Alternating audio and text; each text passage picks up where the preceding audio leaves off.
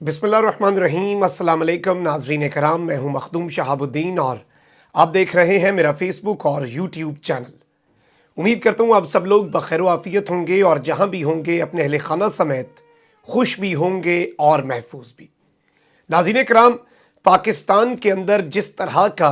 पाकिस्तान की खुददारी और पाकिस्तान की गैरत के साथ खेल तमाशा हुआ है और जिस तरह से सब इमरान खान के ख़िलाफ़ इकट्ठे हुए हैं और तारीख़ में ये लिखा गया है कि रियासत पाकिस्तान इमरान खान की खुददारी, इमरान खान की ईमानदारी और इमरान खान की गैरत का बोझ नहीं उठा सकी। ये 22 करोड़ अवाम भी ये बोझ नहीं उठा सकी और इमरान खान को एक आज़ाद मुल्क बनाने की पादाश में ये सज़ा मिलना बहुत ज़रूरी था। लेकिन अब इनका पाला पड़ा है इमरान अहमद खान नियाज़ी से। ये वो शख्स है जिसे आप जितना गिराएंगे, जिसे आप जितना दबाएंगे, ये उतना ही उभर कर और उतनी ही कुव्वत से ये सामने आपका आकर मुकाबला करेगा। और इस वक्त इमरान खान ने कुछ बहुत बड़े कार्ड्स जो हैं उनकी तैयारी कर ली है और बाकायदा तौर पर इस वक्त ना सिर्फ ख़त सामने लाने के हवाले से, मैं आपको बड़ी इनसाइड डिटेल्स दे रहा हूँ। बनी गाला में बड़ी तैयारियां हो रही हैं, बनी गाला में बहुत से मामलात चल रहे हैं। इनसाइड डिटेल्स आपके सामने रखनी है कि किस तरह से बनी गाला में इस वक्त इमरान खान तैयारियां मुकम्मल करके बैठे हैं और ना सिर्फ ख़त सामने लाने के हवाले से चीज़ें सामने आ रही हैं, बल्कि इस वक्त वज़ीर आज़म को कौन मना कर रहा है, कौन वज़ीर आज़म को जारहाना इनिंग से मना कर रहा है और क्यों इस वक्त पाकिस्तान तहरीक इंसाफ इमरान खान की पार्टी दो हिस्सों में तकसीम है। कुछ मफाहमत चाहते हैं और कुछ मज़ाहमत चाहते हैं। ये अंदर की कहानी है, मैं आपके सामने रखूँगा। जबकि इस वक्त शेख रशीद अहमद जो कि बड़े जहांदीदा सियासतदान हैं, पूरी ज़िंदगी प्रो मिलिट्री तसव्वुर किए जाते रहे हैं और प्रो मिलिट्री रहे हैं और खुलकर पाकिस्तान की अफवाज और GHQ इनकी हिमायत में, इनके साथ थ्रू थिक एंड थिन हमेशा खड़े रहे हैं। लेकिन आज उन्होंने भी एक स्टेटमेंट दी है और एक ऐसा महसूस हो रहा है कि शेख रशीद अहमद के सब्र का पैमाना भी लबरेज हो चुका है। इन तमाम तर तैयारियों में, इन तमाम तर मामलात में वज़ीर आज़म पाकिस्तान इमरान खान से हंगामी मुलाकात होती है पाकिस्तान के DG-ISI की। और DG-ISI lieutenant general Nadeem Anjum ने इमरान खान से एक अहम मुलाकात भी की है, क्योंकि इमरान खान अब कुछ बहुत बड़े ऐलानात करने जा रहे हैं। इस वक्त मामला क्या है, ये सारी की सारी डिटेल्स आपके सामने रखनी है ताकि पूरी सिचुएशन आपके सामने क्रिस्टल क्लियर हो जाए। लेकिन पहले आप ज़रा शेख रशीद साहब की एक स्टेटमेंट सुनें जिसने मेरे नज़दीक, मेरे एनालिसिस के मुताबिक ख़तरे की घंटी बजा दी है, क्योंकि पाकिस्तान तहरीक इंसाफ अब एक जारहाना इनिंग्स खेलना चाहती है और शेख रशीद जो कि एक ऐसी शख्सियत है जो कि मुकम्मल तौर पर अगर देखा जाए तो पाकिस्तान की फ़ौज की हमेशा हिमायत करते रहते हैं, लेकिन इस वक्त वो भी इस ख़तरे की घंटी बजा चुके हैं। Have a look at this statement. तमाम पाकिस्तान में अगर कोई ये समझ रहा है कि कौम को समझ नहीं आई कि क्या हुआ है और कैसे हुआ है और किस तरह हुआ है और किसने किया है, कौम को सब कुछ समझ।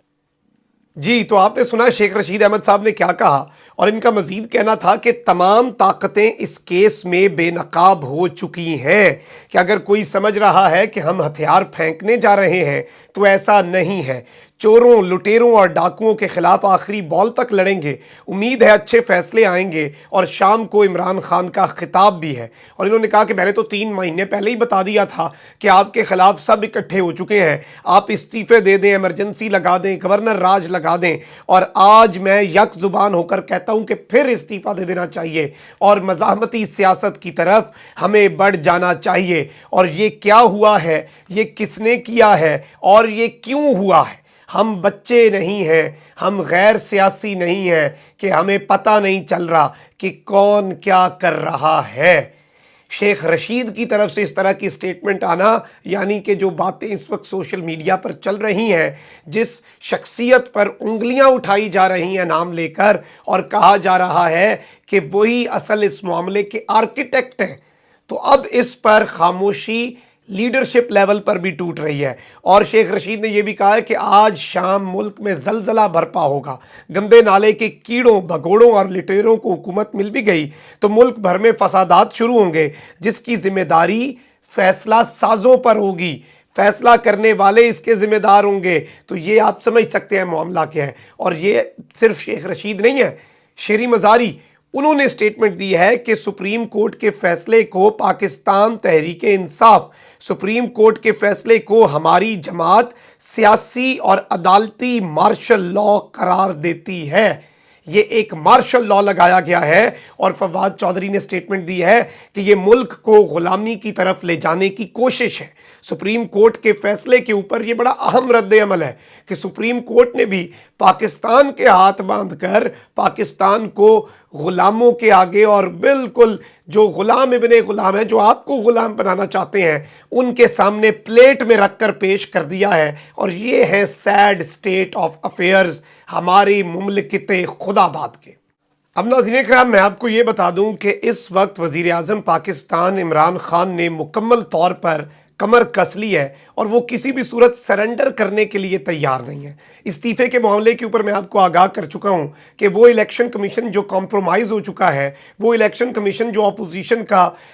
بالکل رائٹ ہینڈ بن چکا ہے، ان کا سب سے بہترین پتہ بن چکا ہے، جس الیکشن کمیشن نے کہا کہ ہم جلدی الیکشن نہیں کرا سکتے کل سپریم کورٹ میں، اگر خان صاحب استعفے بھی دے دیتے ہیں تو ہو سکتا ہے وہ جلدی جلدی ضمنی انتخاب کرا لے۔ اس میں پھر عمران خان کے اپنے پارٹی کے لوگ یہ کہہ رہے ہیں کہ ہم سسٹم سے باہر ہوں گے تو یہ کسی چھوٹی سی جماعت کو، کیونکہ 172 سے زیادہ لوگ تو ہیں، حکومت تو چلتی رہے گی، شہباز شریف وزیر اعظم بھی بن سکتا ہے، یہ کسی چھوٹی سی جماعت کو اپوزیشن میں ڈمی اپوزیشن کے طور پر لے آ کر اور وہاں پر تمام تر چیزیں کر کے یہ اہم تعیناتیاں کریں گے جو عمران خان اور ان کی پارٹی کے لیے خطرناک ہوگی۔ اور استعفوں کے معاملے پر آبویسلی جو پارٹی کے ایم این ایز ہیں وہ آلریڈی سال پہلے سارے اخراجات کر چکے ہوں گے، تو جب جنرل الیکشنز ہوں گے تو وہ پھر سے اخراجات کرنے کے بالکل قابل نہیں رہیں گے اور آبویسلی انرجی بھی ایگزاسٹ ہو چکی ہوگی۔ یہ کچھ ٹیکنیکل چیزیں ہیں۔ عمران خان صاحب نے بنی گالہ میں کچھ اہم ترین وکیلوں سے ملاقاتیں کی ہیں اور سیکرٹ ایکٹ جو ہے،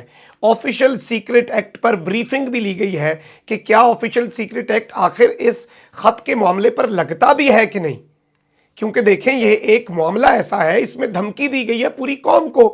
قوم کو سفر کروانے کا کہا گیا ہے اور کل فیصلہ آتا گیا ہے، آپ کا ڈالر بھی ٹھیک ہو گیا ہے، ڈالر کو بھی ریورس گیئر لگ گیا ہے۔ یہ سارے کا سارا معاملہ آخر کیا ہے، یہ کیوں ہو رہا ہے، یہ کس طرف کو جا رہا ہے، یہ ساری کڑیاں جو مل رہی ہیں یہ عام بچے کو بھی سمجھ آ رہی ہے کہ آخر یہ معاملہ کیا ہو سکتا ہے۔ اور عمران خان کے حوالے سے میں یہ بھی بتا دوں کہ جو سیاسی کمیٹی کا اجلاس ہوا ہے اس میں قومی اور صوبائی اسمبلیوں سے مستعفی ہونے کی تجویز زیر غور تو آئی ہے، لیکن اس پر پارٹی اس وقت ڈیوائیڈڈ ہے۔ اس وقت پارٹی میں دو متضاد آئیڈیالوجیز پائی جا رہی ہیں اور وزیر اعظم پاکستان عمران خان کے حوالے سے جو آج ان کا قوم سے خطاب ہے آخری کابینہ کی میٹنگ کے بعد، اس میں میں آپ کو یہ بتا سکتا ہوں، انسائیڈ ڈیٹیلز ہیں کہ پرائم منسٹر عمران خان آج ایک انتہائی اہم اور ایک بہت امپورٹنٹ اعلان کرنے جا رہے ہیں اور ایک بڑی اہم ترین سٹیٹمنٹ، اور آپ ایکسپیکٹ کر سکتے ہیں عمران خان کی طرف سے سرپرائزز، کیونکہ عمران خان نے بھی فیصلہ کیا ہوا ہے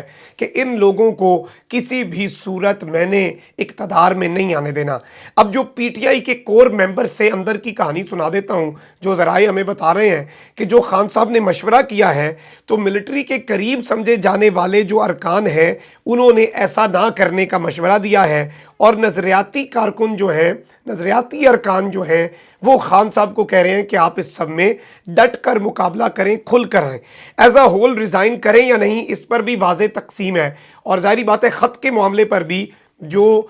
پرانے اور بڑے گھاگ سیاستدان ہیں وہ خان صاحب کو کہہ رہے ہیں کہ اس خط کو سامنے لانے کے حوالے سے ابھی کچھ اقدامات نہ کیے جائیں۔ خان صاحب جو ہیں وہ ان چیزوں کو دیکھ رہے ہیں کہ کیا ہم نے کھل کر اداروں سے اور عدلیہ سے محاذ آرائی کرنی ہے، کیونکہ اگلے اسی سسٹم میں سروائیو کرنا ہے، اسی سسٹم میں چیزوں کو لے کر چلنا ہے، اور یہ نہ ہو کہ الیکشنز کروا کے اس طرح کے جو کہ اس الیکشن کمیشن کے انڈر کمپرومائزڈ الیکشنز ہوں اور ان الیکشنز میں کچھ اس طرح کا معاملہ کیا جائے کہ پاکستان تحریک انصاف کو مکمل طور پر آؤٹ کر دیا جائے۔ اب شاہ محمود قریشی اور اسد عمر جو ہیں وہ اس وقت مکمل طور پر بڑی محنت کر رہے ہیں کہ وہ یہ جان سکیں کہ ملٹری لیڈرشپ اس وقت کہاں پر کھڑی ہے، اور جب تک گرین سگنل نہیں ملتا وہ یہ کہتے ہیں کہ ہمیں کوئی بھی ایکشن نہیں لینا چاہیے تاکہ وہ ایکشن کوئی بھی کسی بھی طرح سے بیک فائر نہ کر سکے، کیونکہ ظاہری بات ہے کچھ اقدامات ہیں جو بیک فائر ہوئے ہیں۔ اب اس سب میں ایک پوری کانسپریسی بھی بن رہی ہے،